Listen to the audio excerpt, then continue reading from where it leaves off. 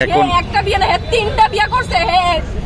বাচ্চাটা কি দোষ করলো? তুমি বাচ্চাটা নিয়ে জাপ দিতে আসলে কেন? মরে দিকে তো হে তো আমার জ্বালাইতেছে, আমি শান্তি কোনো মতে পাইতেছি না। বাচ্চাটা বয়স কত? বাচ্চাটা 1 বছর। তোমার নাম কি? আমার নাম তানজিন আক্তার। হ্যাঁ, তানজিন আক্তার। বাড়ি? বাড়ি বক্সনগর আশাবাড়ি। স্বামীর নাম কি? স্বামীর নাম সবুজ মিয়া।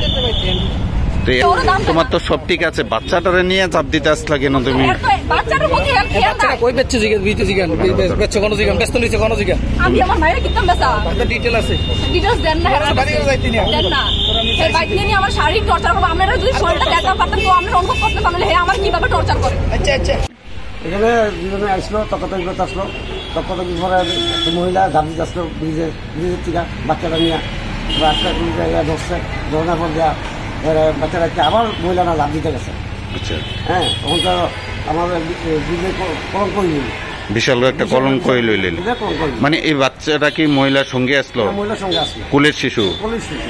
এটা কি বিজয় নদী পড়তে আসলো নাকি? নদীতে জল তো গভীর।